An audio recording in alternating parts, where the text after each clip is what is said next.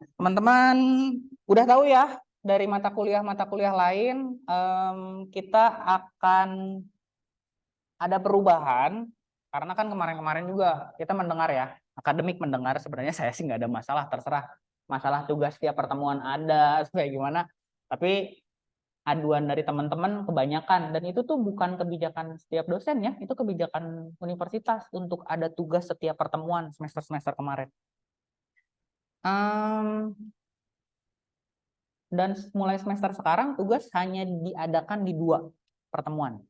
Ya, di pertemuan 6 sama pertemuan 12. 6 sama 12. Jadi teman-teman sekarang hanya mengerjakan kuis saja. Kuis saja, jadi teman-teman nggak ada alasan lagi untuk tidak mengerjakan tugasnya. Tugas kuis mah gampang ya, 5 soal. Bisa dikerjakan beres kelas juga. Kerjain bareng-bareng. Tapi dengan berkurangnya tugas, bertambah juga tingkat kesulitannya biasanya. Biasanya seperti itu ya. Saya nanya dosen-dosen lain juga ya kita kompetensinya gimana ngejarnya kalau misalnya memang hanya karena kita memberikan kebebasan teman-teman nggak hadir ke kelas boleh ikut Zoom, nggak ikut Zoom pun bisa nontonnya rekaman ya silahkan. Tapi kan yang akan berbeda ya. Maksudnya akan berbeda dengan yang hadir di kelas sama yang hadir di Zoom ya. Tetap saya kasih penghargaan untuk yang hadir di kelas.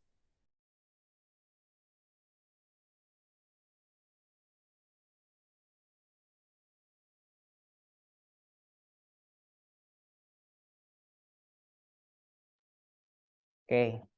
Lalu untuk proses pembelajaran bentuknya juga SCL udah tahu apa itu SCL? Student Centered Learning. Dan saya kalau event itu project based learning. Project based learning. Kalau ini student centered learning kita akan berfokus banyaknya pada mahasiswa. Jadi teman-teman bukan berarti saya tidak akan ada yang dijelaskan enggak, tapi teman-teman silakan lebih banyak aktif karena nilai dihapus itu ada poin penilaian lain, nilai SCL diantaranya disiplin, kerjasama tim, kepemimpinan, sama ada satu lagi nanti. Oke, jadi untuk yang hadir di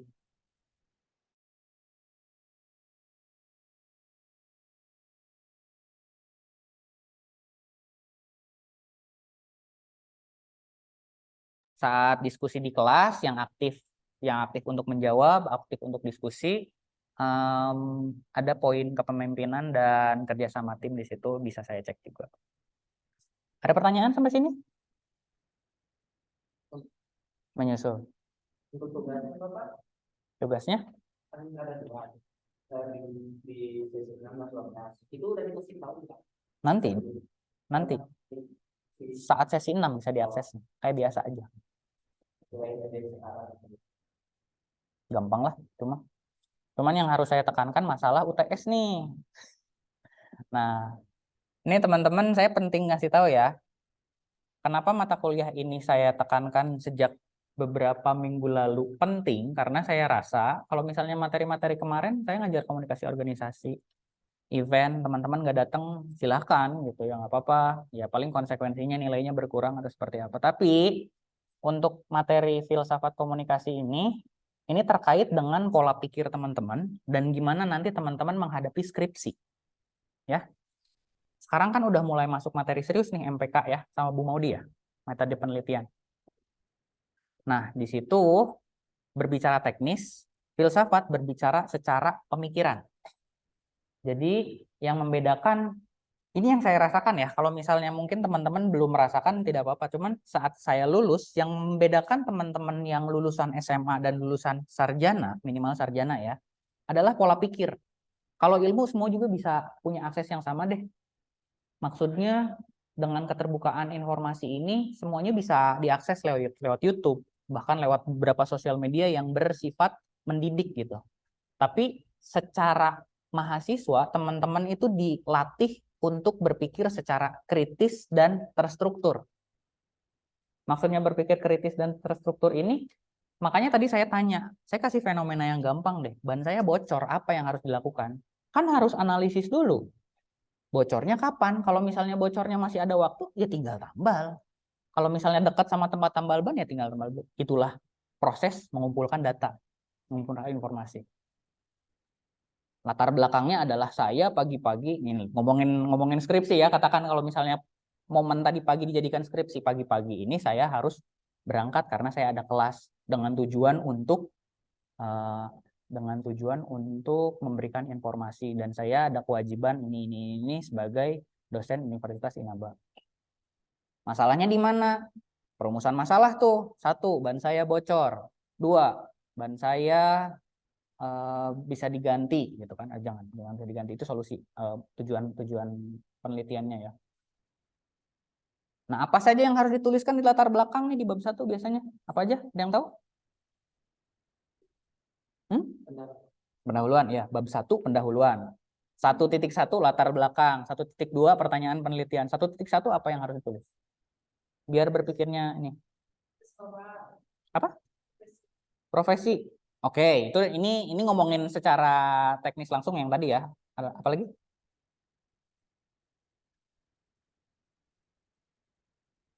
Urgensi datang ke sini. Urgensinya, oke.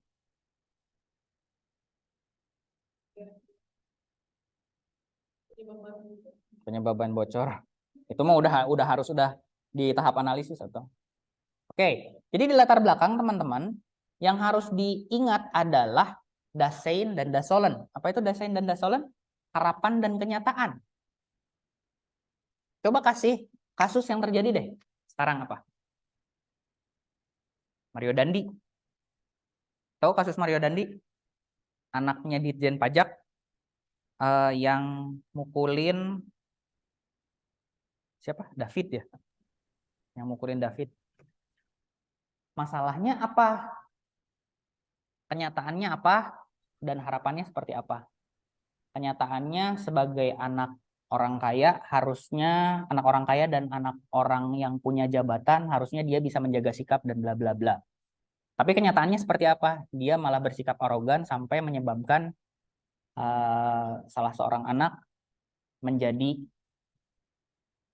sempat koma. Permasalahannya di mana? Ini salahnya di mana ini anak? Kenapa harapan sama kenyataan terjadi gap? Tujuannya apa? Kita mau menjawab kenapa tidak sesuai dengan harapan kita. Turunannya lagi tuh setelah pertanyaan penelitian, tujuan penelitian ada lagi dibuat teori-teori pendukung. Teori behavioral misalnya, lalu teori komunikasi keluarga atau komunikasi intrapersonal. Di dalamnya turun lagi di metode. Udah jadi proposal penelitian. Oke? Kira-kira kalau misalnya teman-teman sekarang ditodong untuk bikin penelitian, mau bikin penelitian apa?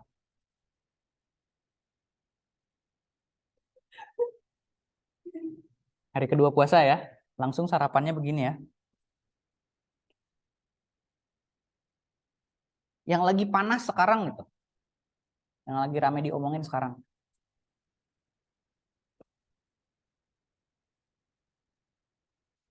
Ini kita belum tuh bicara teknis ya, dari kepekaan teman-teman aja. Kira-kira apa sih?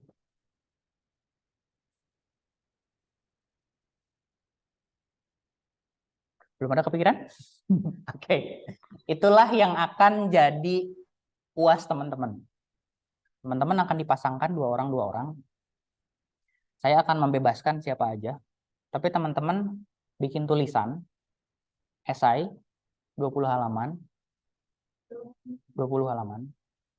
Dan saat sesi review, kan kita sampai 16 pertemuannya, 16 itu UAS kan ya.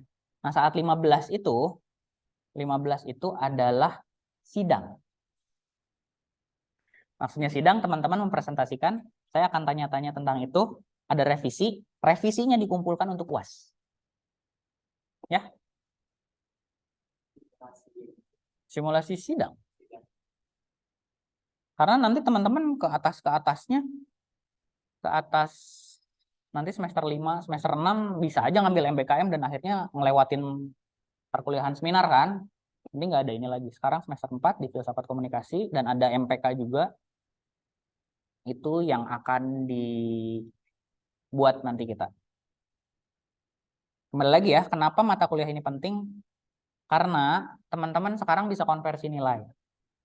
Yang punya prestasi, bisa konversi nilai segala macam. Tapi saat skripsi, nggak ada yang bisa nolongin kalian. Misalnya kalian punya prestasi nih, punya prestasi, katakan prestasi. Nanti kasih tahu juga ya ke teman-teman futsal ya, ke Anggi, Septian, satu lagi siapa? S2. Mengikuti kompetisi di luar akademik itu silahkan dan ada kebijakannya untuk mengkonversi nilai. Tapi saat sidang tidak ada yang bisa menolong kalian di pola pikirnya. Itulah kenapa saya udah bilang ke teman-teman, kalau misalnya waktu untuk kelas kita ini bentrok, mending jadwalnya kita rubah deh. Karena teman-teman nggak akan ada yang nolongin nanti saat sidang. Saat sidang untuk kelulusan gitu. Kalian tuh akan sidang di depan dosen-dosen, yang dosen-dosen itu akan nanyain penelitian kalian kayak gimana. Kalau pola pikirnya udah nggak nemu, kalau pola pikir dalam penelitiannya udah berantakan, nggak akan lulus.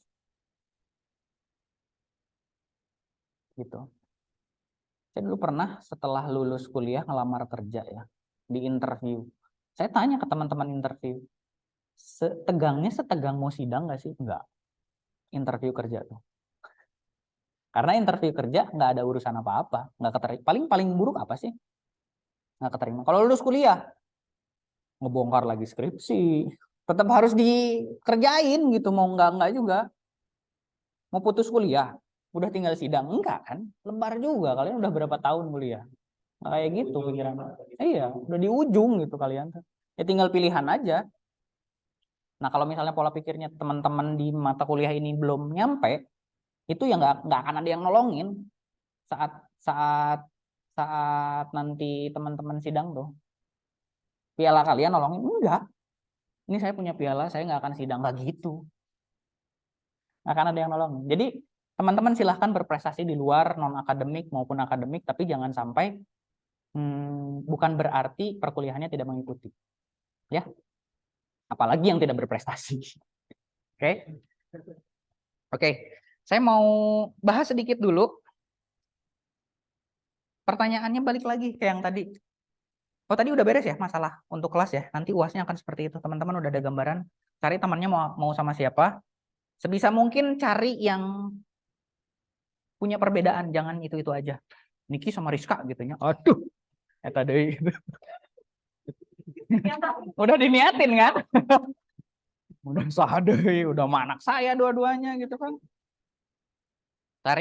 Dengan carinya orang itu teman-teman akan belajar lebih banyak gitu. Kalau misalnya teman-teman dengan teman yang udah deket duluan, konfliknya akan lebih banyak diredam, tapi dalam penulisan pun tidak banyak terlalu lancar gitu. Kalau misalnya terlalu lancar itu malah jadi nggak ada poin pembelajarannya juga.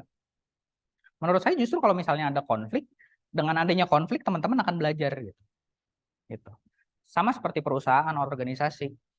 Saat nemu konflik, itulah poin saat belajarnya. Kalau misalnya lurus-lurus aja, nggak nggak ada poin pembelajarannya. UTS-nya masih saya rahasiakan ya, karena itu jangka pendek. Untuk UAS-nya seperti itu. Lalu teman-teman cari fenomena apa yang seru untuk dibahas, tapi ada hubungannya dengan komunikasi. Ya, karena teman-teman kalau misalnya mau membuat, misalnya bikin tulisan tentang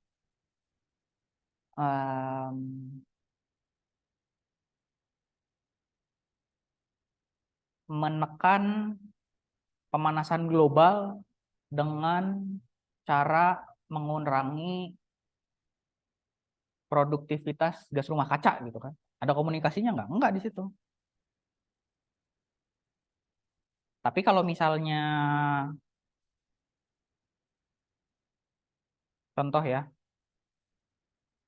analisis personal branding Mario David sebelum kejadian perundungan terhadap Mario Dandi terhadap David gitu. Itu kan bisa. Kalian lihat analisis aja sosial medianya. Dulunya seperti apa? Branding apa yang dia pengen bangun gitu kan. Atau enggak iklan Marjan. Ini serius deh, ini serius. Tahu iklan marjan yang naga? Tahu kan? Gimana pendapat kalian? Kenapa iklan marjan yang keluarnya cuma 1 bulan, 1 tahun 1 kali? Maksudnya tuh di bulan puasa aja kan ya. Sebelum bulan puasa paling juga 2 minggu sebelum bulan puasa. Setelahnya udah nggak ada lagi. Tapi film naga di Indosiar yang tiap hari produksinya nggak sebagus itu. Kenapa? Coba pandangan orang komunikasi ini kenapa? Ada salahnya di mana? Budgeting Pak sama proses pembuatannya Pak agak lama, jadi memang kalau iklan kan budgetnya gede, jadi Oke. bisa hasilnya lebih bagus. Cuman kalau kayak sinetron kan tiap hari mereka kejar tayang, hasilnya asal-asalan Pak. Stripping ya. Nah, kalau stripping udah mah dikejar tayang, tayangnya cuma saat itu aja. Kalau iklan kan proses brainstormnya lebih lama gitu kan, ngerjainnya bisa lebih panjang juga. Dan tayangnya bisa berkali-kali gitu. Beda kalau misalnya film naga gitu kan. Jadi harus sekaligus. Jadi sekali kita nonton kita kepikiran kayak masih parahnya kalau iklan marjan yang naga semua orang tahu. Saya tuh dulu kalau misalnya ngomongin iklan ya, yang paling bagus itu sebenarnya Bukalapak. Bukalapak itu kalau misalnya bikin iklan di YouTube ya, bukan iklan di TV ya. Iklan di YouTube tuh bisa 2 menit, 3 menit, dan itu tuh ceritanya bisa nempel gitu. Ceritanya ada, bukan yang langsung direct selling gitu. Ini beli di Bukalapak, nggak kayak gitu, tapi ada ceritanya gitu. Biasanya sih yang Ramadan gitu ya. Terima kasih. Tadi siapa? Ardiansyah lagi, guys. Kalian jangan kalah sama yang ekstensi ya. Ardiansyah dulu dari mana? Tadi Lejoardi Pak. Tapi Dari kalau mana? Ardiansyah dari Politeknik LP3 Bandung. D3. Politeknik LP3I. Ya. Terima kasih. Oke, ada lagi yang mau ditambahkan? Terima kasih Ardiansyah. Izin Pak, tadi yang menjawab Lejoardi bukan Ardiansyah. Oh, Lazuardi. Ya. Oke, oke, oke. Saya juga izin menambahkan juga, selain dari itu biasanya kalau iklan itu targetingnya tuh jadi tergantung produknya, produk yang mau dipasarkan. Jadi Betul. kalau marjan itu cocoknya di bulan puasa karena pas nanti buka puasa enaknya minum yang manis-manis kayak gitu. Seger-seger ya. Ya. Kalian yang hadir di kelas, apa itu STP? Tahu ya kalian juga. Tapi belum kejawab ke sana ya, nggak apa-apa. Ya itu secara teknisnya seperti itu. Kalau misalnya berbicara strategi ya. Jadi sudah disegmentasikan dulu, ditargetkannya nanti waktunya bulan puasa, positioningnya seperti itu. Jadi ya dibikin sefenomenal mungkin. Karena ya minuman paling lawannya apa ya? Marjan.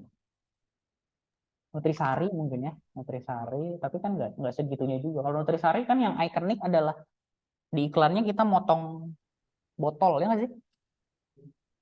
Nggak nonton TV ya? Iya, kalau Nutrisari itu yang ikonik motong motong botolnya itu pakai pisau, tapi botol yang dipotong gitu. Jadi seolah-olah itu tuh benar-benar jeruk asli, semudah itu motong botolnya. Dan tagline-nya, jeruk kok makan jeruk itu kan, nah, akhirnya kita nempel semua. Ya berbicara tagline juga banyak ya.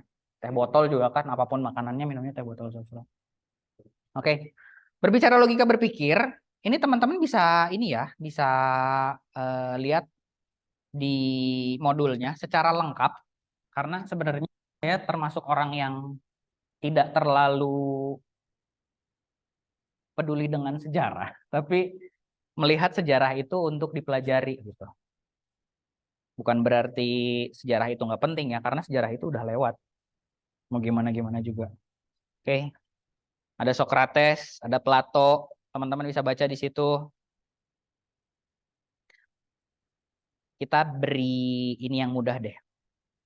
Retorika yang mudah, teman-teman pernah tidak berpikir nggak? Pernah nggak tidak berpikir gitu? Atau dibilang tidak berpikir sama orang gitu? Karena zaman-zaman dulu itu ada quotation yang bilang bahwa saya berpikir maka saya ada.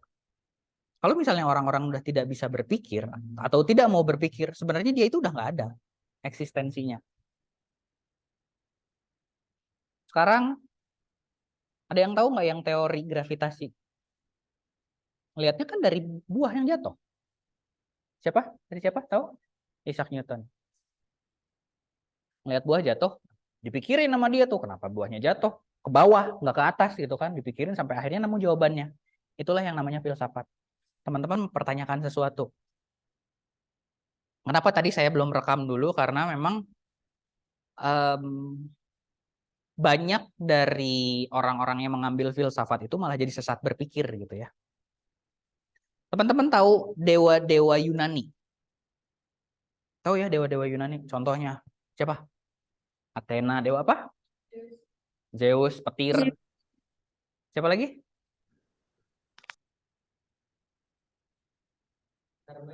Hermes. Apa? Tas. Oke.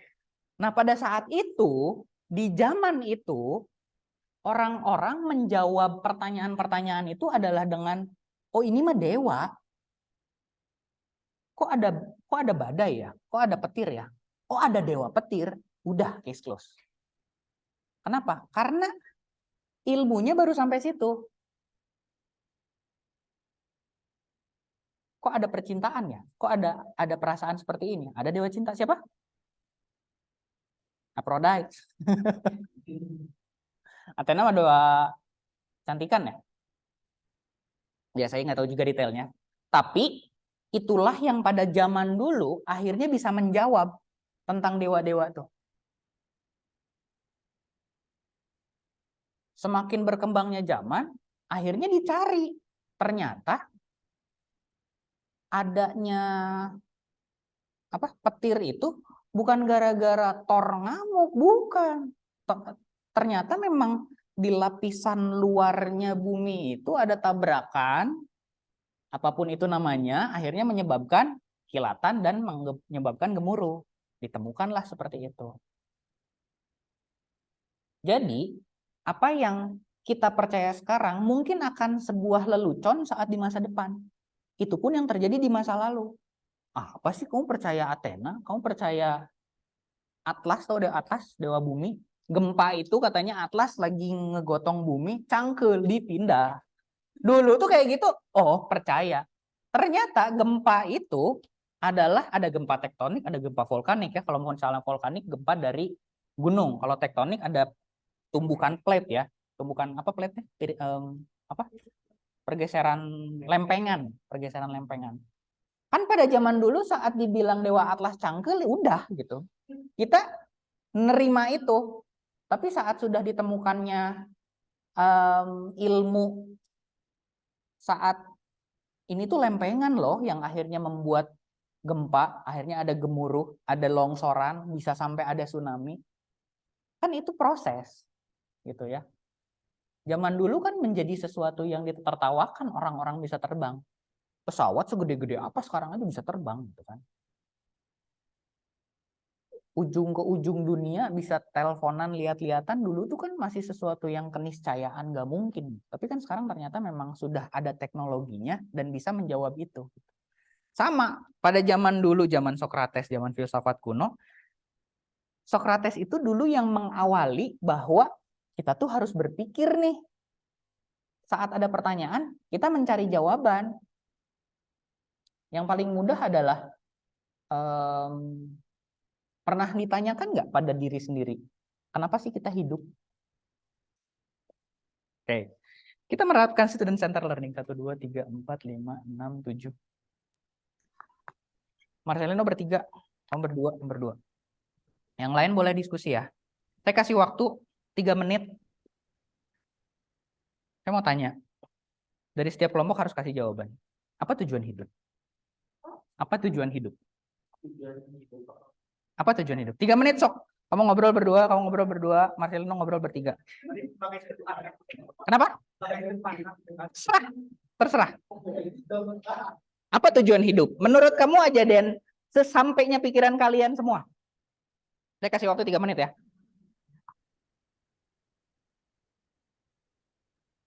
Pak, izin bertanya, kalau yang Zoom gimana? Mikir Yang Zoom sendiri, silahkan Pak. ngobrol sesama teman-teman Zoom-nya ya, ada 9 orang.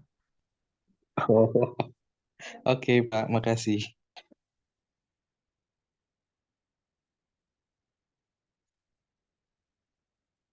Silahkan, yang di Zoom. Nggak usah searching, sepikiran-pikiran kalian aja. Senyampainya pemikiran kalian aja.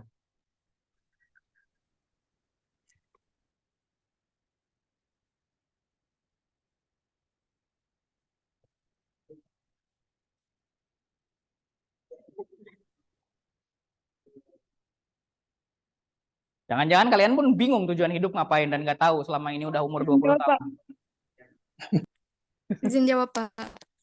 Sok ngobrol aja yang di Zoom ya. Saya kecilin suaranya biar nggak goyang di kelas.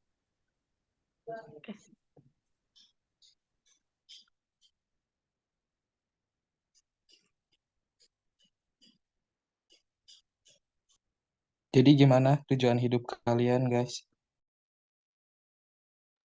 Tujuan hidup pasti yang pertama, yang dekat-dekat ini untuk lulus kuliah tepat waktu itu. Oke, berarti dibagi dari dua, ada jangka panjang sama jangka pendek ya. Untuk mencapai isekai, Ya, das. Isekai itu naon? akhirat.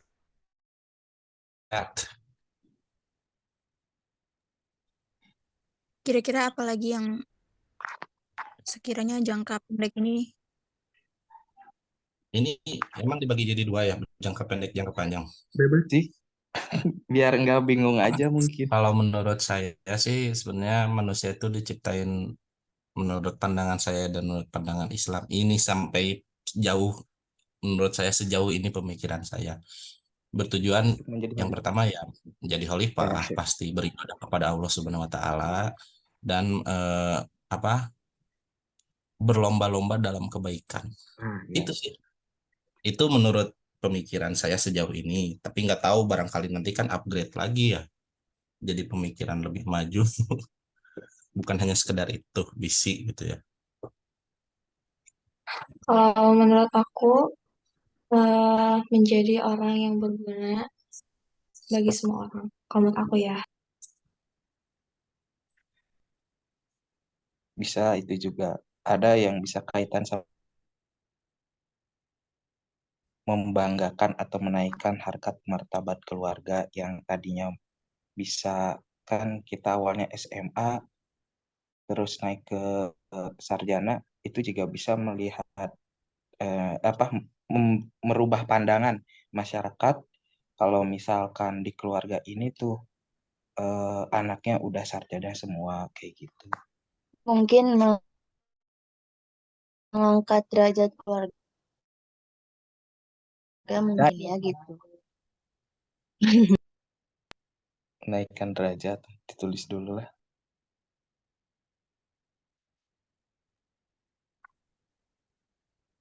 Ini teh jawabannya sebanyak-banyaknya atau gimana ya?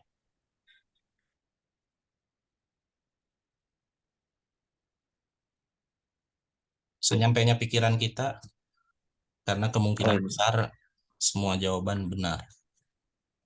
Oh iya, boleh lah. Oke, yang di Zoom dulu. Siapa yang mau ngomong apa tujuan hidup? Izin menjawab, Pak. Aku Pak, Oke. Siapa dulu? Boleh? boleh sok Laju Ardi dulu aja. Oh ya, mangga, siap. Tur nuhun. Menurut saya, Pak, ini sejauh pemikiran saya aja ya, Pak, bahwa tujuan hidup manusia itu sebagai khalifah, Pak. Karena kebetulan kan saya agama Islam seperti itu. Dan kita ini diibaratkan sedang berlomba, Pak, untuk mencapai tujuan yaitu surga, Pak. Jadi sesuai surat Al-Baqarah ayat 2, surat Al-Baqarah ayat 148, fastabiqul khairat, berlomba-lomba dalam kebaikan. Seperti itu, Pak. Baik, terima kasih tausiah pagi ini ya. Pas hari Jumat. Ada lagi dari Zoom yang mau menambahkan? Menurut saya ya Pak, Ya, kalau silakan. menurut saya tujuan hidup itu antara makna dan tujuan hidup tidak dapat dipisahkan. Jadi eh, tujuan hidup itu untuk mengangkat derajat keluarga juga dari yang tadi udah diskusi bareng-bareng untuk dari asalnya dari bawah dan mengangkat keluarga menjadi ke atas gitu. Oke. Baik. Terima kasih. Ada lagi yang di Zoom? Ada Izin, tambahan lain, Pak. Silakan. Boleh sih. silakan duluan. Oke, kalau tujuan hidup dibagi dua, Pak. Kalau menurut saya ada jangka pendek sama jangka panjang. Kalau jangka pendek lebih singkatnya eh, gitu, tapi ya mengikuti aturan. Dan untuk jangka panjangnya, tadi betul yang dikatakan Lajuardi, Pastabikul Khairat, berlomba-lomba dalam kebaikan. Apalagi di edisi Ramadan ini, pahala itu lagi dilipat gandakan, ibaratkan kayak event di game gitu. Jadi kalau misalkan kita melewatkan event ini dengan tidak sungguh-sungguh, asal lebar aja gitu. Itu aja, terima kasih. Baik, terima kasih. Ada lagi yang mau menambahkan? Aku, Pak. Silakan, sila. Jadi aku juga setuju tadi sama yang dikatakan eh, Ardian ya. Nah, kalau misalnya tujuan hidup tuh ada tujuan jangka pendek dan jangka panjang. Kalau dari tujuan hidup aku jangka pendek itu sendiri buat lulus kuliah tepat waktu, terus juga untuk jangka panjangnya sendiri apa ya, kayak kan pasti setiap orang tuh punya harapan masing-masing. Jadi sebisa mungkin saya tuh harus bekerja keras untuk mencapai harapan-harapan tersebut atau tujuan-tujuan tersebut gitu. Oke, terima kasih. Ada lagi yang mau menambahkan dari Zoom? Aku dikit deh, Pak. Oke. Eh, Tujuannya tuh kayak menjadi orang yang bermanfaat bagi Ya, di mute.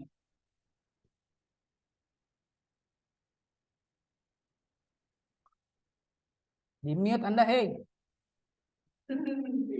udah Bapak ya udah ngomong aku mah Oh, udah sedikit. Bener ya sedikitnya. udah kan aku mah aku Oke, oke. menambahkan sedikit Pak. Ya, ya, ya, ya. Oke, oke, oke. Sebelum saya lanjut, Lazuardi sama Ardiansyah, dosen walinya siapa? Bu Detia. Minta divalidasi ya KRS-nya. Belum bisa saya kasih nilai kalau misalnya validasinya belum dikunci. Ya, Oh, baik Pak, baik. ya nanti Siap, aja siap. habis kelas. Oke. Yang di kelas, stok guru pertama dulu.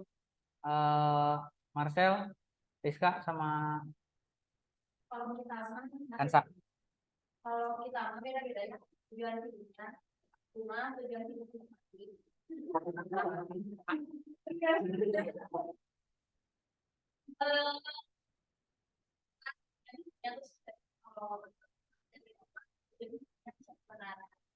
nah, jadi bisa disimpulkan, tiap orang kan pasti punya tujuan hidupnya masing-masing ya. Ada hal yang dibutuhkan. Selama kita Sorry.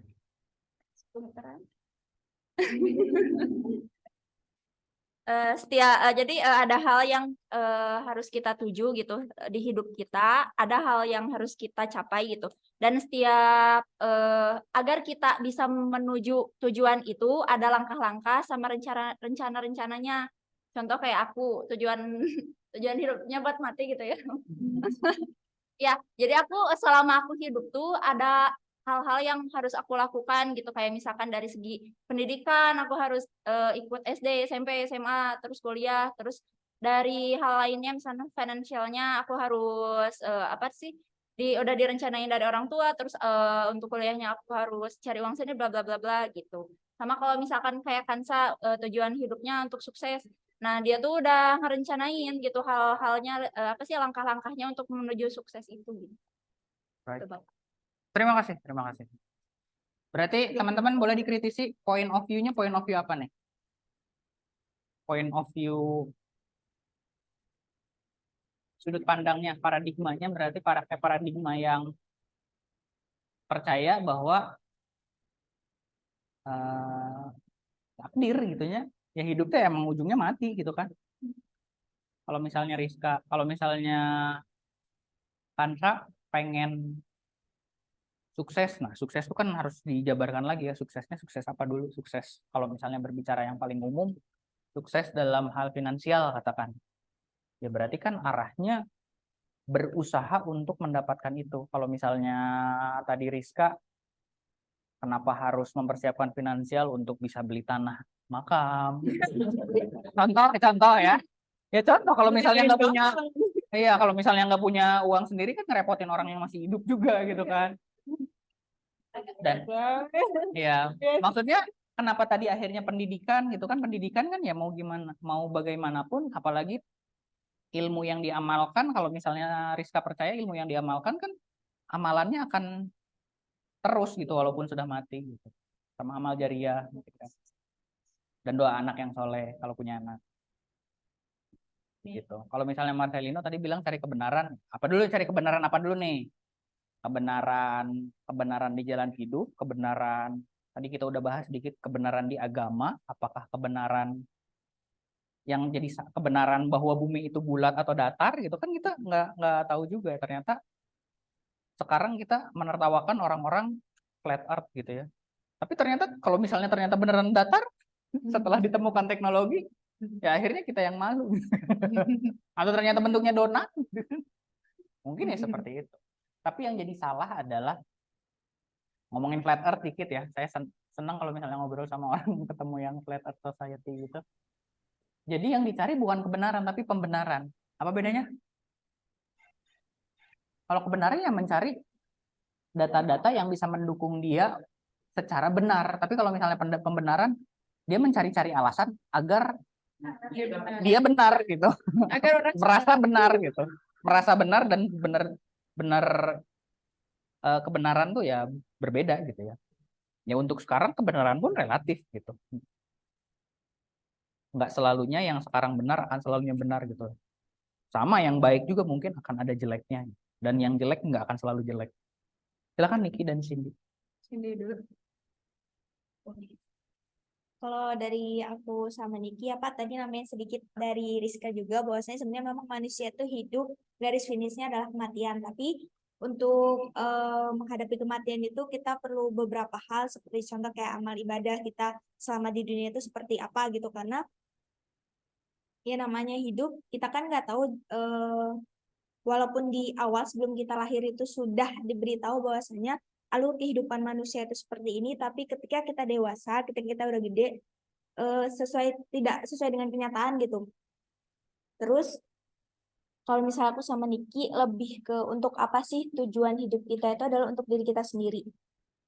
Karena kayak contoh sekarang kita kuliah itu untuk siapa sih sebenarnya? Ya untuk diri kita sendiri, karena selama kuliah pun yang menjalani mulai dari semester 1 sampai dengan nanti kita lulus wisuda, yaitu diri kita sendiri. Walaupun kita ada backup belakang mungkin orang tua, sahabat, dan lain sebagainya, tapi kembali lagi, apa yang sudah kita jalani ini kembalinya adalah ke diri kita sendiri. Karena baik buruknya itu nanti akan ke diri kita sendiri. Bahkan meskipun kita ngasih affection ke orang-orang sekitar, itu tuh karena kita suka melakukan itu. Atau kita pengen sesuatu yang lain, dan itu pun buat diri kita sendiri kan. Sama juga sebenarnya akhir dari semua ini tuh kayak teori hierarchy of needs, itu tuh kan self actualization, dan itu searah juga sama teorinya ikigai atau kenapa kita bangun hari ini. Dan itu tuh beberapa apa ya, bukan partikel, bagian yang menyangkup itu ada apa yang kita suka, apa yang kita butuh, apa yang kita bisa beli, apa yang kita bisa kerjain gitu. Itu apa yang membentuk kita, apa yang membuat kita bangun hari ini, karena kita pengen hal itu. Jadi sejauh ini yang aku jalani, aku pengen semuanya tuh ada gitu. Pengen si bagian-bagian dari ikigai ini ada di hidup aku dan aku berusaha memenuhi semuanya. Hierarchy of needs itu teorinya siapa? Lupa. Abraham Maslow. Abraham Maslow. Kalau misalnya tadi ada yang bilang tentang ujungnya adalah kematian, berarti kematian itu awal atau akhir? Akhir. Soalnya tadi saat Cindy bilang kita mempersiapkan kematian dengan amal ibadah, berarti itu alasan-alasan itu menunjukkan bahwa kematian itu awal. Kalau misalnya akhir, ujung gitu. Ada ini satu kalimat yang aku dengar dari murid Osbat. Ini dari Kak Fajar. Terus dia bilang, make your cool exit. Jadi emang tujuan akhir kita mungkin kematian, tapi kita pengen mati dengan keren. Itulah Wow. kenapa kita mencari self actualization. Mati dengan keren. Gimana itu bentuknya? Mati dengan keren. Ya, kalau misalkan Dengan gaya. tujuan kita misalkan pengen berguna untuk sekitar gitu ya. Kalau misalkan aku pengen punya panti asuhan, misalkan. Aku pengen aku meninggal setelah aku punya panti asuhan. Itulah kenapa Self actualization. aku selama hidup tuh aku berusaha, oh kayak gini nih, pengen bikin kayak gini tuh kayak gini, pengen bikin ini tuh kayak gini. So I have a cool exit. Kalau Niki mungkin udah di breakdown ya. Maksudnya di breakdown tuh tujuan hidup saya udah ke state tadi saya pengen punya panti asuhan yang secara sampai di sedetail itu gitu. Kalau misalnya yang tadi kan siapa tadi yang bilang ya? Devian kalau nggak salah. Pengen beres kuliah. Pengen beres kuliah. Ini baru hari pertama perkuliahan ya filsafat Devian. Langsung pengen beres kuliah. Ya mungkin ya masalah orang itu kan beda-beda ya. Nggak pernah saya tuh selalu kalau misalnya ada yang curhat ke saya, jangan pernah, ini sarannya untuk semuanya ya, dan menurut saya itu bagus ya. Jangan sampai malah jadi adu nasib gitu. Saya nggak punya uang kayak gini, kamu mah mending, saya utang. Nah jadi adu nasib gitu kan, jadi yang mau cerita pun ya akhirnya jadi nggak nyaman gitu. Maksudnya nggak nyaman di sini adalah setiap orang tuh punya struggle yang beda-beda. Mungkin ada yang pengen cepat-cepat kuliah karena memang dia ngebiayain kuliahnya sendiri gitu kan. Ada yang kuliahnya santai aja ya karena memang nggak ada yang dikejar. Ada yang pengen cepat-cepat kuliah karena kalau misalnya udah kuliah langsung dilamar. Ya mungkin aja kayak gitu. Jadi ya jangan sampai kita memandang semua masalah tuh menurut kita aja gitu. Thank you. Silakan.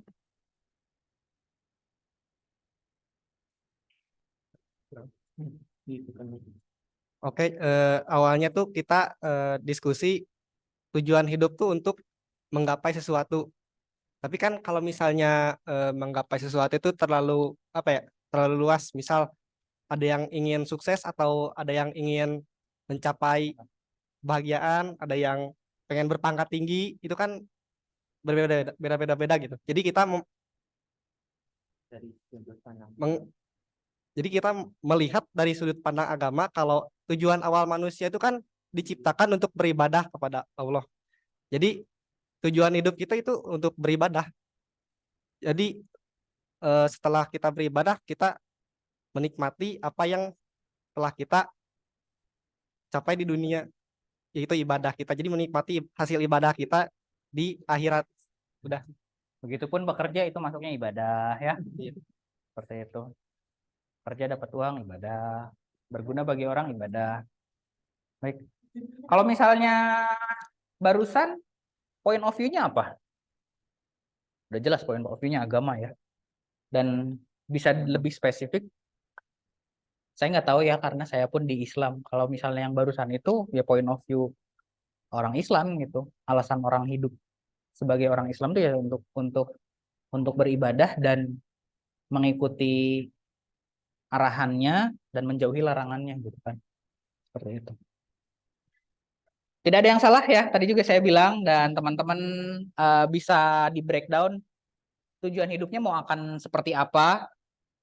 Tapi jangan sampai teman-teman nggak tahu tujuan hidupnya seperti apa. Nggak apa-apa, masih bertanya-tanya. Tapi kalau misalnya seiring berjalannya waktu, biasanya kalau misalnya tingkat kedewasaan bertambah pun tujuan hidupnya akan berubah. Tapi yang pasti jadilah orang yang baik. Kalau kata Plato, good people do not need laws to tell them to act responsibly, while bad people will find a way around the laws. Jadi gitu ya. Apa artinya, Niki? Kan baik, nggak perlu memberitahu mereka apa yang harus dilakukan. Secara bertanggung jawab. Secara bertanggung jawab. Secara bertanggung jawab. Tapi orang dulu pasti menemukan celah di antara aturan. Ya. Jadi teman-teman, mana ada sih aturan yang membuat kita itu menjadi buruk gitu ya? Yang pasti mungkin aturan itu dibentuk pasti akan ke arah yang baik, tapi point of view-nya di mana? Nah, kata Om Plato ini ya orang baik itu ya akan nggak perlu aturan yang seperti itu untuk mengarahkan dia untuk baik. Tapi kalau misalnya orang yang jahat mau ada aturan pun gimana caranya untuk dilanggar? Yang gampang deh apa deh? Yang pernah kalian alami deh. Godin, gimana cerita Godin? Gimana cerita Godin nih? Nggak apa-apa. Cerita kan udah lewat. Bukan Ramadan sekarang kan baru 2 hari soalnya. Gimana ceritanya? Oh, tahun kemarin gimana? Nggak apa-apa. Nggak apa-apa. Ini cerita aja. Mungkin ya kalau misalnya kamu nggak cerita malah berasumsi liar orang-orang.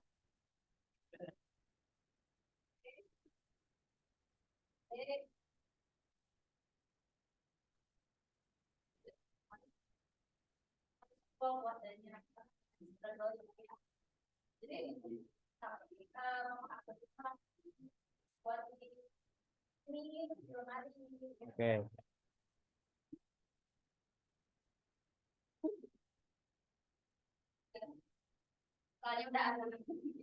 Gandum. Iya. Kenapa saya tadi menekankan untuk cerita-cerita aja? Karena kalau misalnya nggak diceritain dari sumbernya, kita malah berasumsi liar ya, kayak teori konspirasi. Itu termasuk teori konspirasi. Meureun si Rizka teh bukan hanya Godinnya makan, meureun Godin lain gitu ya. Mungkin seperti itu gitu kan. Akhirnya seliar-liarnya aja kita berkonspirasi kalau misalnya kita nggak dapat informasi dari yang reliable, dari yang sumbernya gitu kan. Gitu tuh kenapa bisa ada teori konspirasi teh. Jadi dia memang tidak mau menerima informasi dari yang sumbernya atau memang dia emang ignoran aja. Ada lagi nggak cerita dari sini? Kalau saya dulu zaman-zaman SMA, motor kan belum semusim sekarang ya. Pakai helm juga, pakai helm cetok, dan itu pun jarang dipakai gitu. Kalau berbicara, ini contoh mudah ya, berbicara secara bertanggung jawab, berkendara secara bertanggung jawab, ya udah kewajiban saya dong, kebutuhan saya dong pakai helm. Bukan karena aturan takut ditilang. Berarti saya bad people dulu dengan cara muter, masuk gang, jalan kemana gitu ya, mau mencapai tujuan kemana tuh. Itu adalah contoh bad people. Ya mencari cara gitu. Kalau good people ya udah lengkap belum, helmnya udah ada atau belum, SIM-nya udah ada atau belum, ikuti jalan yang sebenarnya kayak gimana. Bikin SIM, kalian nyogok nggak? Ya. Saya enggak, Pak. Saya enggak, Pak. Enggak, bagus. Enggak, Pak. Enggak. Wah, itu pengalamannya luar biasa sekali, Pak. Setengah tahun tuh latihan. Iya. Saya cerita SIM juga agak lucu ya. Jadi saya sebelum bisa nyetir mobil itu, sebelum punya SIM itu udah bisa nyetir mobil dan saya pede dengan kemampuan saya. Gitu. Saat akhirnya dites di Polres Cimahi, saya gagal. Karena kan mobil itu beda mobil, beda angkatan kopling ya. Saat dinanjak saya mundur, gagal sekali, 2 kali, ketiga kali lulus. Saya datang ke sana masih pakai motor. Pas ngambil SIM kan besoknya tuh. Besoknya ngambil SIM saya udah bawa mobil ke kantor polisi. Salah, saya salah, tidak bertanggung jawab. Karena sebenarnya kelengkapan berjalannya pun belum punya saya. Kalau misalnya orang yang bertanggung jawab, orang yang baik, ya nggak seperti itu contohnya. Gitu. Sekarang, aplikasikan ke kalian. Saat nanti kuliah deh, kuliah. Udah, katakan dikasih lulus deh. C. Kalian bisa bertanggung jawab nggak kalau misalnya dapatnya A? Sekarang udah dapat 4 nih. Misalnya ada yang 4, ada yang masih 3,8, ada yang 3,9. Bisa bertanggung jawab nggak dengan itu? Karena saya jujur pada saat dulu S1, saya dapat A itu karena target saya bukan hanya skor ya, tapi ilmu.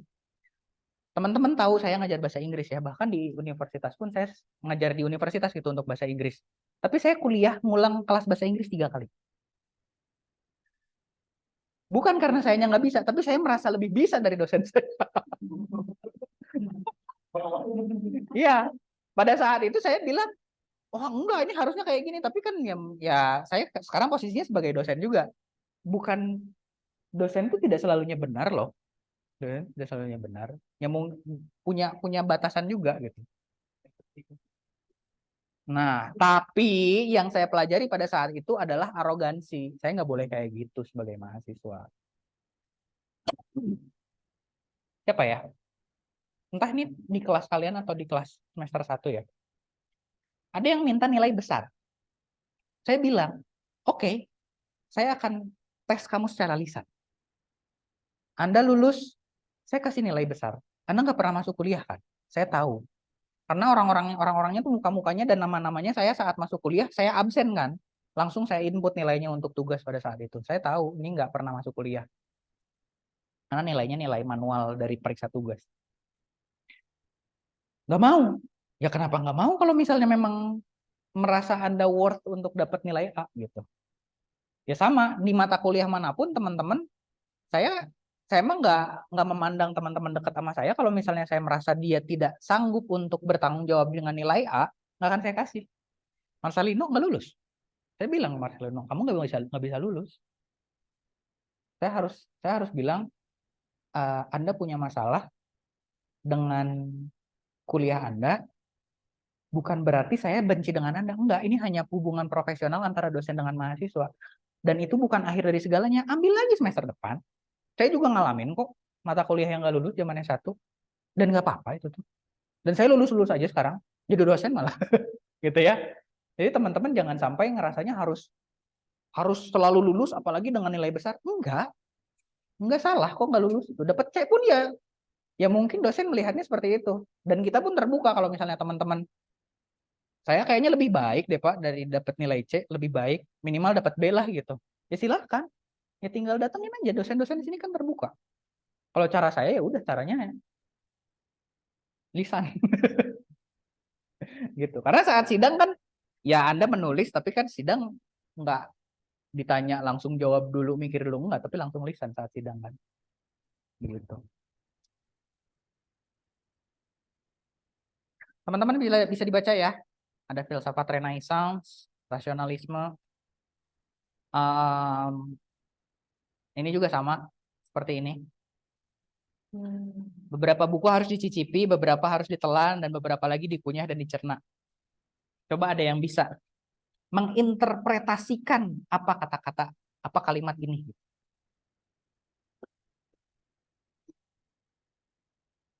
Semuanya jangan dilihat secara harafiah ya. Buku tuh, oh berarti buku nih. Kita buku tuh hanya dilihat, ya udah lihat covernya aja, atau yang baca secara mendalam, ada yang harus dipelajari secara mendalam juga. Silakan Niki.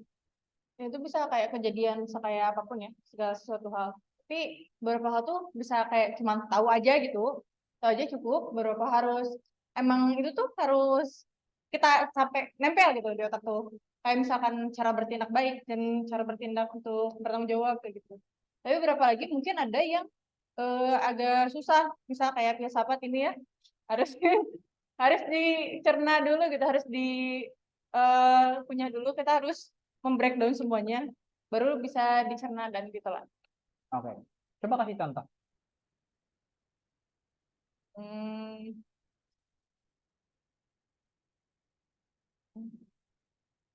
Demo Kayak- mahasiswa. Kamu mau cicipin doang, ada yang mau ditelan sama kamu, mau dikunyah, mau dicerna, mau yang mana? jadi mahasiswa. Kamu posisinya mahasiswa nih, terus ada demo. Oh, ada demo dicicipi dong. Dicicipi doang. Kenapa? Apa bentuk nyicipinnya gimana? Tahu mereka demo tuh karena apa, dan kalau misalkan aku sendiri berpikir sebagai, aku tuh pengen jadi orang yang berpendidikan kan. Nyari cara lain untuk apa sih, menyampaikan tujuan mereka, kalau misalnya tujuan mereka itu baik, menyampaikan tujuan mereka dengan cara yang lebih efektif dan ya lebih Jadi dicicipi aja ya, dicicipi aja. Jadi hanya tahu, jadi nggak akan ikutan. Walaupun posisinya Anda adalah wakil ketua himpunan mahasiswa. loh loh apa nih apa nih. Ya gini, yang suka demo kan bukan mahasiswa kupu-kupu, anak-anak himpunan, anak-anak BEM biasanya kan. Jadi kunyah dan cerna. Sekarang berbeda ya. Ada yang ngomong beda lagi ya. Tadi mau kita kepikiran. Oke, silakan. Ada lagi yang mau kasih contoh atau interpretasi teman-teman dari kalimat ini? Lagi Niki, yang mana Enggak, kalian pengen gantian? nambahin dong. Kayak kalau misalkan yang ngicipi misalkan toxic relationship nih, lagi kan. Toxic relationship, oke. Kayak tahu aja gitu. Gak perlu kan kita harus nyemplung ke dalamnya, gak perlu kita harus, oh aku pengen merasakan gitu. Toxic relationship itu kayak apa gitu. Enggak kan, kita cuma pengen, ya udah tahu aja gitu kayak gitu. Kalau misalkan yang harus ditelan, misal, apa ya? Ketentuan beragama. Oke. Itu kita mau percaya, tidak percaya kita harus percaya kan. Mau tidak mau kita harus menelan gitu. Tapi kalau misalkan ilmu itu harus dikunyah dan dicerna supaya di prosesnya juga lebih baik. Oke, kita berbicara buku lagi deh ya. Ada buku yang ditawarkan, ada yang buku harus dibaca sama kalian.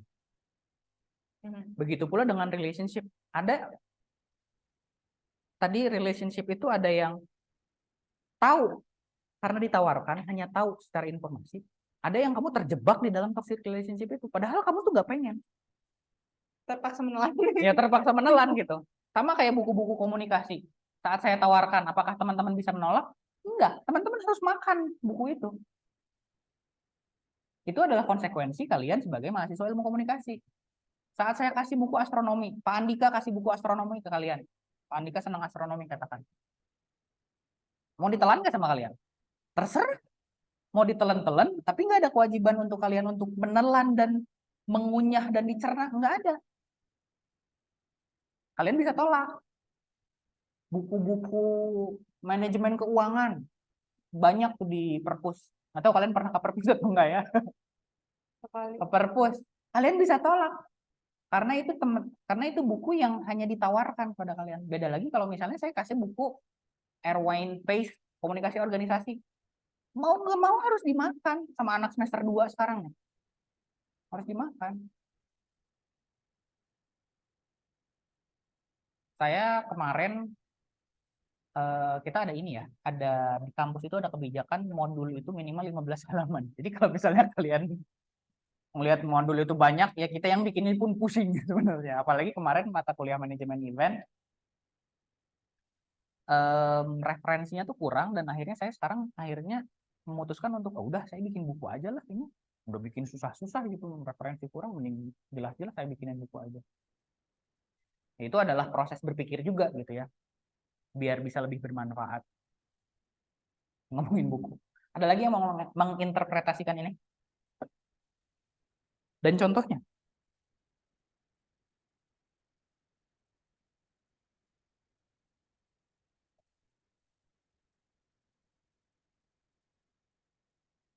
Berita Raffi Ahmad video call. Tahu ya? Sama siapa? Mimi Bayu. Siapa? Mimi Bayu. Mimi Bayu. Nah, dengan saya tidak tahu video call-nya dengan siapa, itu tuh hanya dicicipi sama saya. Tahu nggak berita itu? Tahu. menanggapi nggak, saya ikut menanggapi dalam hati gitu. Tapi apakah saya pengen tahu Mimi Bayu itu siapa? Enggak. Beda lagi kalau misalnya ceritanya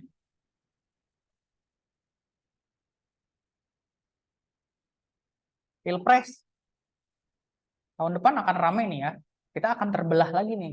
Entah terbelahnya 2 atau 3. Kalau tahun-tahun kemarin 2 kan. Sekarang sih kelihatannya udah ada 3 nih ya. Top 3-nya Anies. Enggak, di atasnya ada Ganjar, Prabowo sama Anies gitu kan. Kita akan lihat gitu dinamikanya akan seperti apa gitu. Cuman ya itu akan saya kunyah dan cerna karena saya memilih untuk senang akan hal itu. Udah kan komunikasi politik? Semester 1? Nggak ada? Semester 2. Semester 2 komunikasi politik? Iya, Oh, kamu masuknya semester 2 ya? Iya. Semester sekarang ini komunikasi politik semester 1 ya? Kalian dapat nggak komunikasi politik? Ya, nggak ada ya? Nggak sama saya dong. Tenang.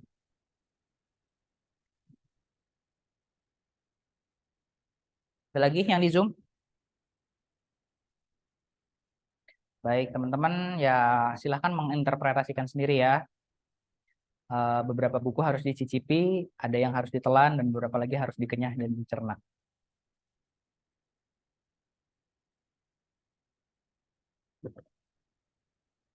Dan filsafat materialisme. Dan ini udah masuk ke modern ya. Jadi intinya kembali kita ngomongin periodisasi orang-orang berpikir. Dewa-dewa yang kita bahas tadi, dewa-dewa Yunani. Tapi daerah-daerah lain, emang ada dewa nggak? Ada nggak di daerah lain dewa? Iya sih. Ada dong. Ada. Ada, Pak. Ada. Dari India, kalian tahu Krishna yang biru itu? Itu tuh dewa India. Anoman, Ganesha, dewa ilmu. Itu tuh dari India. Ada dewa Ra. Ada yang pernah dengar dewa Ra? Mesir. Mesir, Pak. Mesir. Ada dewa di Mesir tuh punya versi dewa masing-masing. Di Jepang juga sama. Dewa matahari segala macam. Tapi saya mau tanya ke teman-teman, kenapa yang umum kita ketahui adalah dewa-dewa Yunani?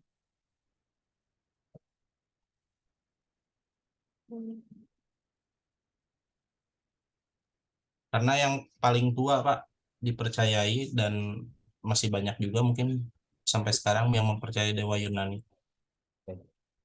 Paling tua dan sampai sekarang masih banyak dipercayai. Dipercayainya oleh siapa dulu? Sama orang-orang Yunani ya mungkin. Seru Dipercayai. gosipnya. Apa? Seru gosipnya. Seru gosipnya. Kan kayak banyak perselingkuhan gitu. Oh. Kalau misalkan aku baca di Wattpad sih, kenapa tahu kan? Ya saat Anda bacanya Bhagavad Gita juga dewa-dewa India yang seru dramanya.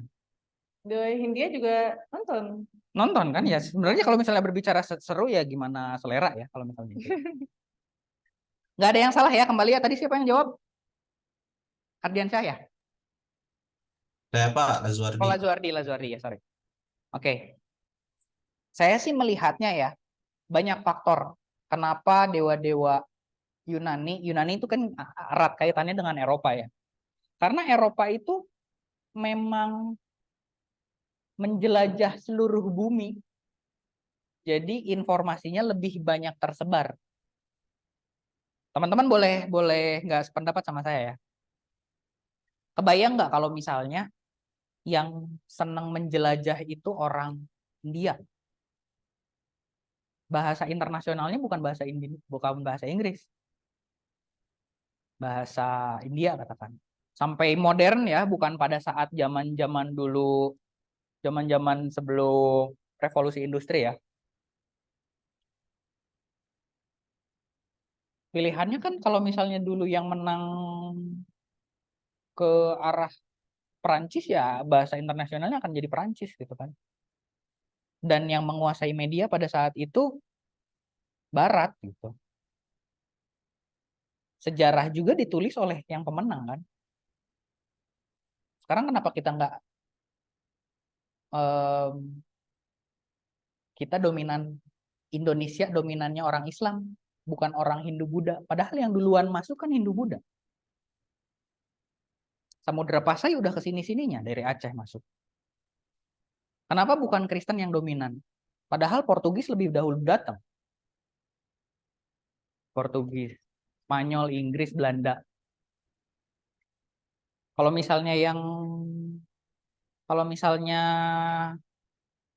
yang menangnya pada saat itu pendekatannya yang kuat adalah India gitu ya mungkin dominannya sekarang Indonesia ya Hindu gitu kan.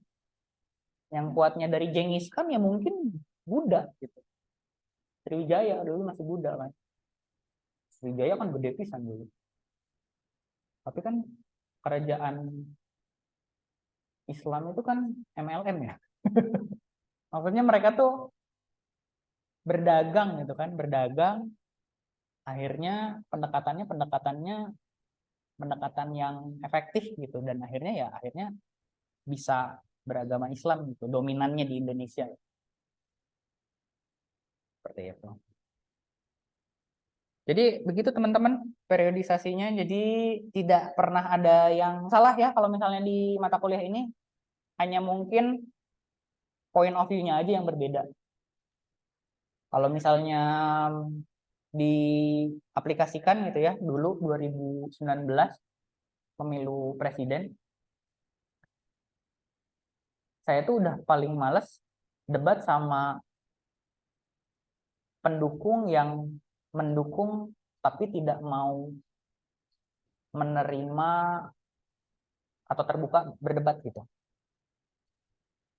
Jadi kitanya hanya ngabisin waktu aja gitu. Jadi ya kalau misalnya sistem buku itu hanya dicicipi aja. Oh ya kamu pilihannya ke kampret atau ke cebong gitu kan. Ya udah gitu aja. Tapi nggak yang mau mendalam. Saya sih lebih senang yang mau diskusi gitu. Dan diskusi itu bukan berarti harus ikut dalam pilihan orang tersebut. Kayak misalnya Marcelino mencari kebenaran, apakah saat nanti Marcelino menemukan kebenaran itu di A harus menjadi A? Enggak kan? Hanya menemukan aja. Masalah memilih atau enggak itu urusan lain.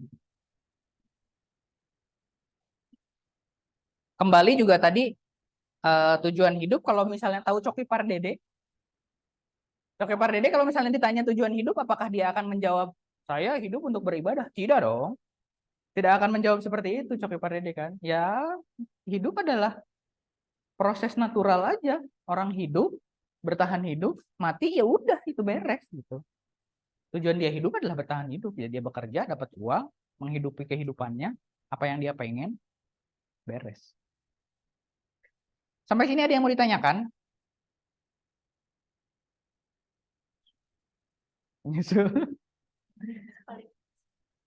Oke, teman-teman, ada materi titipan dari Bu Detia. Jadi masukkan katanya di pertemuan pertama etos patos logos. Boleh dibaca? Siapa yang membaca? Baca yang keras. Etos dalam filsafat adalah konsep yang mengacu pada karakter atau sikap moral dan etis yang dimiliki oleh individu, kelompok, atau masyarakat. Etos seringkali dihubungkan dengan nilai-nilai moral yang dipegang oleh suatu komunitas atau budaya.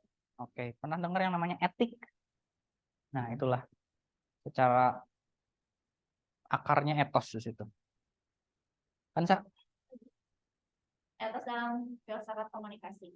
Dalam bidang filsafat komunikasi, etos diartikan sebagai karakter atau citra diri yang dibangun oleh seorang pembicara atau penulis dalam komunikasi publik. Etos dianggap sebagai salah satu dari 3 elemen penting dalam komunikasi publik bersama dengan patos, emosi, dan logos, rasionalitas.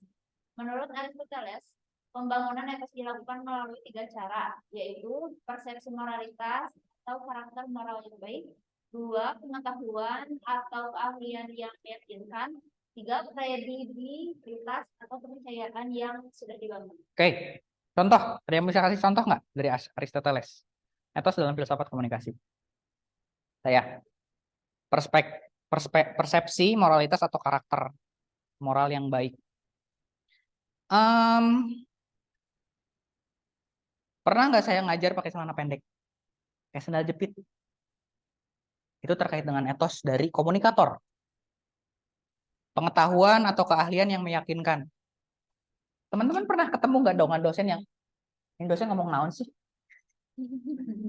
Saya nggak percaya dia ngomong gitu.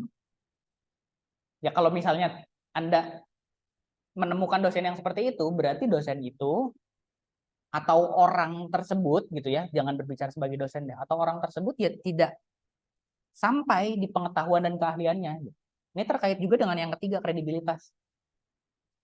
Kredibilitas itu apa? Keterpercayaan. Saya kredibel atau enggak? Saya kalau misalnya hanya lulusan S1, ngajar S1 lagi, kalian akan percaya atau enggak?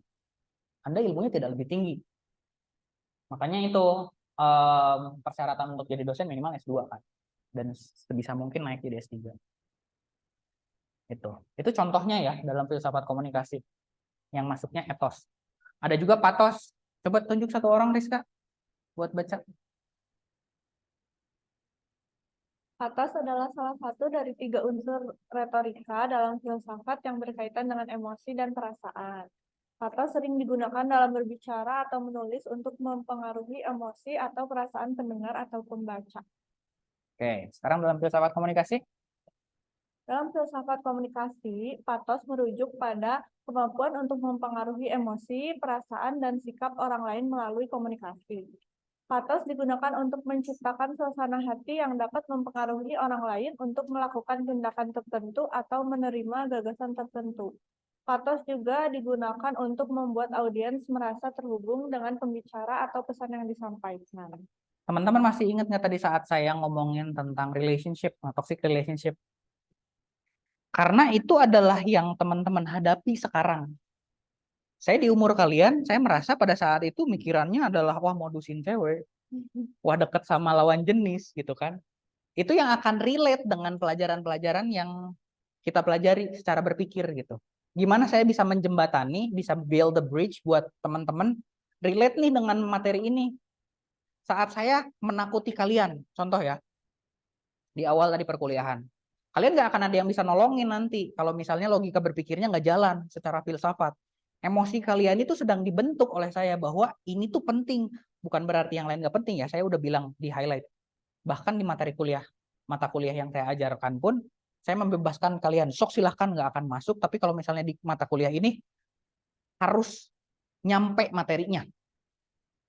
Saya bisa aja ngasih nilai untuk mata kuliah lain dengan cara tutup mata. Tapi kalau misalnya ini saya harus serius karena itu akan berpengaruh pada pola pikir Anda, gimana cara Anda bertanggung jawab saat skripsi.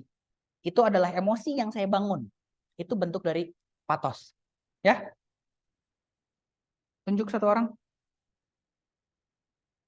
Niki. Panjang mungkin. Ini gimana sok jelas di sini ngomong-ngomong lagi.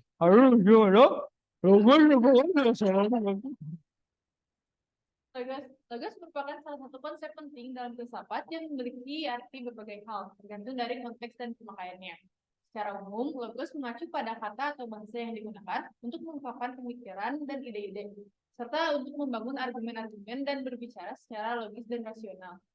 Logos juga dapat merujuk pada penggunaan data, fakta, dan bukti-bukti yang dapat disajikan dalam sebuah argumen.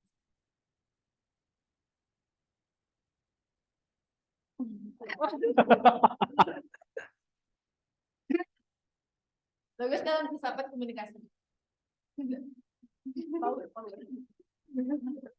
Nah, bukan saya itu ya. Udah ada.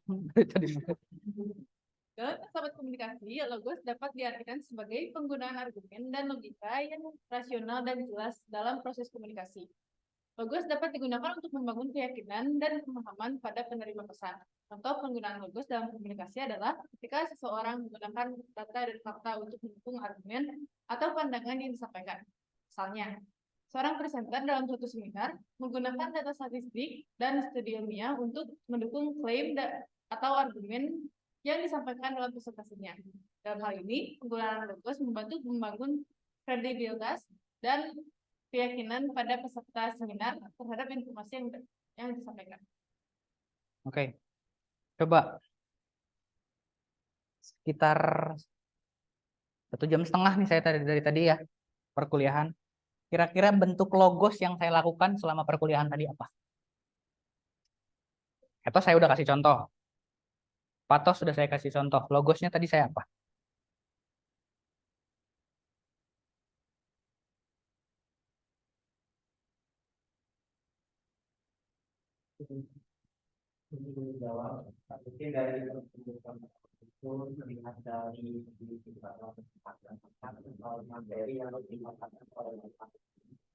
Contohnya.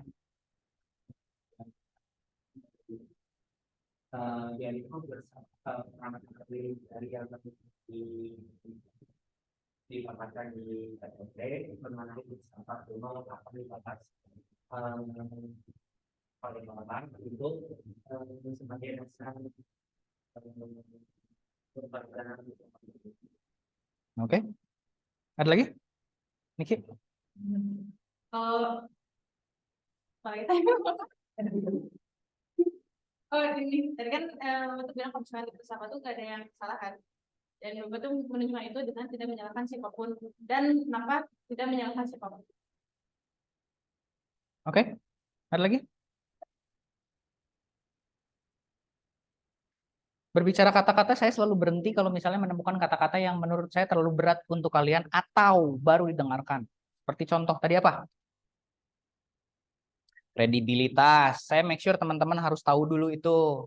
Jadi logikanya tetap bisa nyambung, nggak akan ada yang tertinggal gitu. Itu salah satu contoh dari kata-kata. Apalagi? Etika. Enggak juga, nggak berhenti saya. Apalagi tadi. Itu dari kata-kata ya.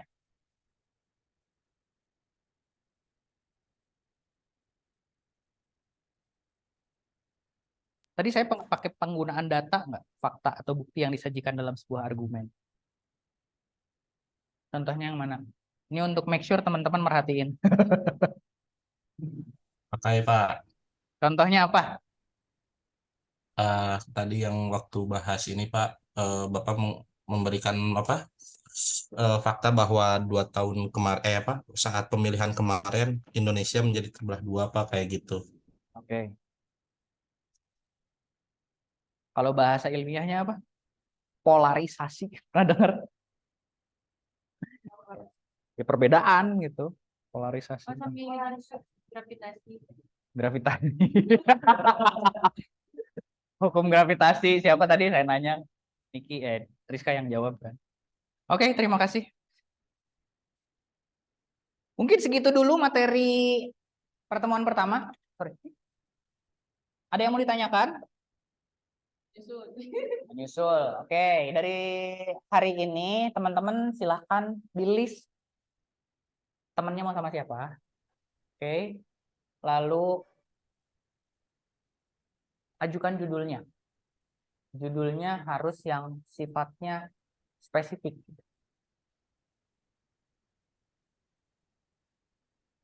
Bentar. Saya mau lihat dulu. Kita akan bahas ya, maksudnya di pertemuan ke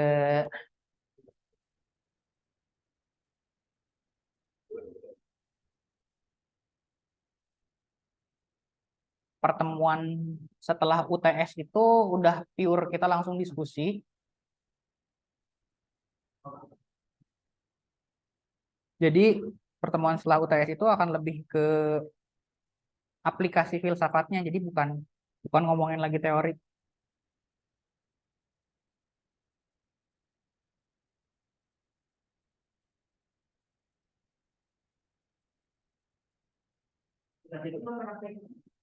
Nih.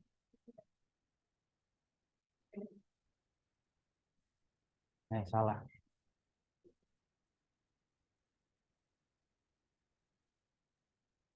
Sorry.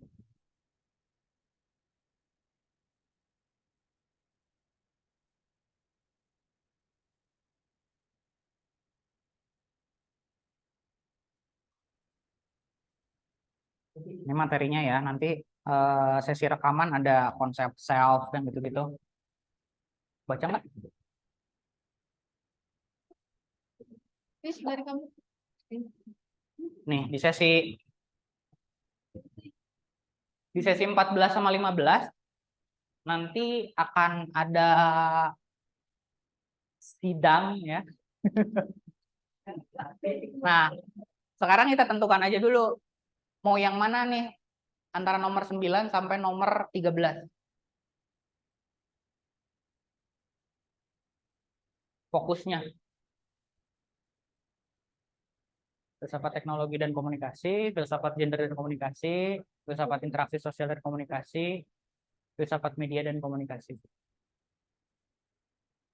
Nanti teman-teman tinggal cari kasus.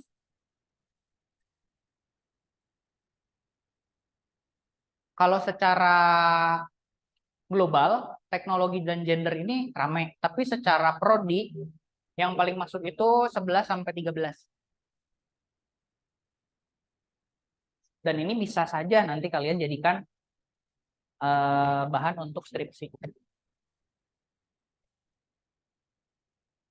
Intinya adalah teman-teman nanti ya Kelompok harus beda. bebas lah. Bebas siapa ya? Saya sudah tahu jawaban Anda.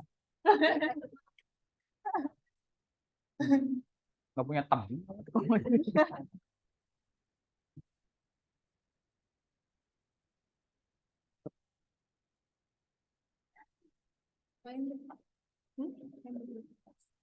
Misalnya ya, kalau misalnya filsafat teknologi bisa membahas tentang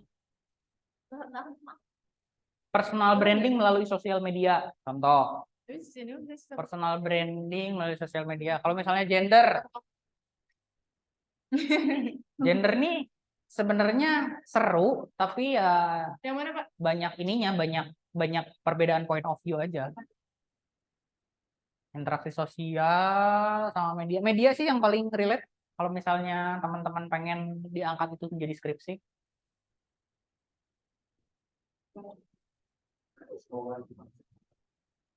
Oh, konsep power sampai 13 ya, sorry. Konsep power tuh lebih ke komunikasi organisasi sih.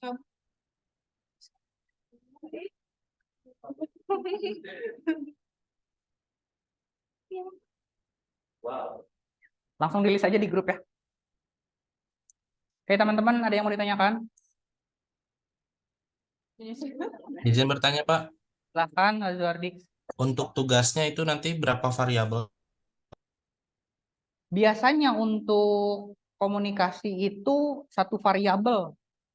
Kita banyak berfokus, biasanya ya, kita banyak berfokus dan dosen-dosen pun rata-rata orang-orang kualitatif, di mana variabelnya satu. Tapi bukan berarti kalau misalnya teman-teman mau bikin variabelnya X, Y, Z sampai 3 variabel, silahkan. Baik, Pak. Terima kasih.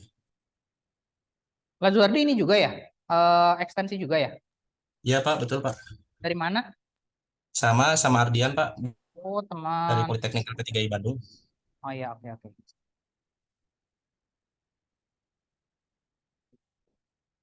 Kalian paham variabel nggak? Nih, saya kasih contoh ya. Analisis personal branding.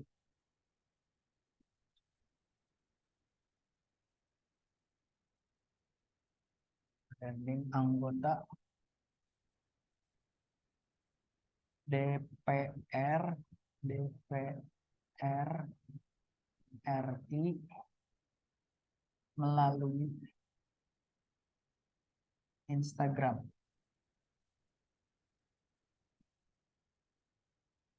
Variabelnya berapa?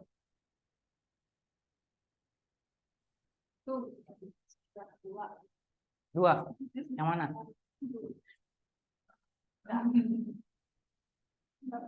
Satu. Personal branding anggota DPR RI. Objeknya Instagram. Sekarang, kalau misalnya yang variabelnya dua tuh kayak gini.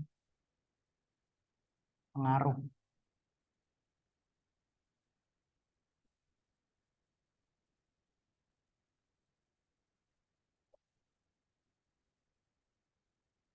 Musik rock terhadap pemilihan fashion.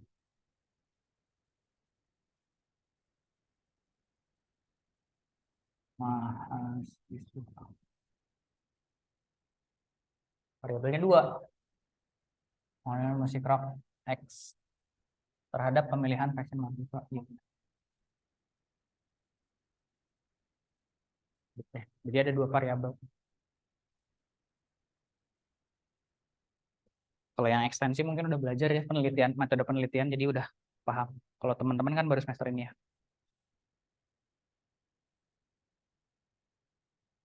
Oke, jika tidak ada yang ditanyakan lagi, sebelum kita tutup perkuliahan hari ini, mari kita berdoa menurut agama dan kepercayaan masing-masing. Berdoa mulai.